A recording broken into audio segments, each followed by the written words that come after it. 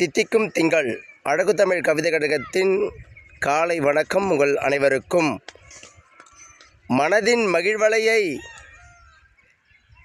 பெரும் குறைகள் இல்லாத நிலைகளை இயற்கைகள் உண்டாக்கி கொண்டிருக்கின்றது. இருக்கும் மனங்களிலெல்லாம் ஒன்றுபட்ட கருத்துக்கள் நிலவி விடுவதில் எப்பொழுதும் மனித சிந்தனைகள் மாறுபட்டே கிடக்கின்றது. எல்லா மனித மனங்களும் ஒரு நிலைக்குள் இருக்கும் பக்குவத்தை அடைந்துவிட்டால் வாழ்க்கையில் ஏற்ற தாழ்வுகள் இல்லாத நிலை வரும் எனதான் இயற்கை படைத்திருக்கின்றது. மனிதனின் மனதை மறுமறு சிந்தனைக்குள் இருக்கும் வண்ணம் செய்துவிட்டது. அனைத்தும் மாறுபட்டு கிடந்தாலும் மனிதம் என்றொன்று அனைவருக்கும் ஒன்றாக இருக்க வேண்டும் என்ற நிகழ்வுகள் இருந்தாலும் ஆங்காங்கே மனித மாண்புகளை கடந்து தவறுகள் நிகழ்ந்து கொண்டிருக்கின்றது.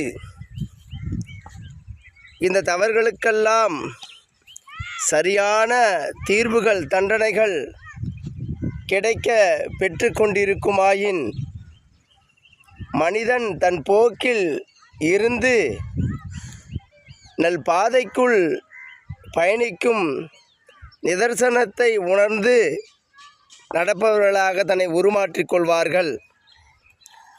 இந்தந்த நிகழ்வுகளுக்கு இது சரியான தீர்வு முடிவுகள் என உணரும் மனதில் குழப்பங்கள் நிலவி கொண்டிருப்பதால் எதையும் பார்த்து கொள்ளலாம் என தவறுகள் செய்பவர்களின் மனப்போக்கு இருந்து கொண்டிருக்கின்றது. சட்டங்கள் தன் கடமையில் பிசராமல் தடம்புரளாமல் நீதியின் பக்கம் நின்று அதற்கான தண்டனையை கொடுக்குமென்றால் தவறுகள் குறைவதில் வழிகள் பிறந்துவிடும். எல்லோரும் சமநிலையோடு மனநிலையை வைத்து கொண்டிருப்பதில் மாற்றங்கள் இருக்கின்றது. அதில் இருக்கட்டும் நேர்பட மனசாட்சிகளோடு மனித நேயத்தோடு மனிதன் வாழ வேண்டுமென்றால் சில குற்றங்களின் தண்டனைகள் கடுமையாகப்பட வேண்டும். அந்த வாயிலே அனைவருக்குமான சுதந்திரம் இருந்து கொண்டிருக்கின்றது.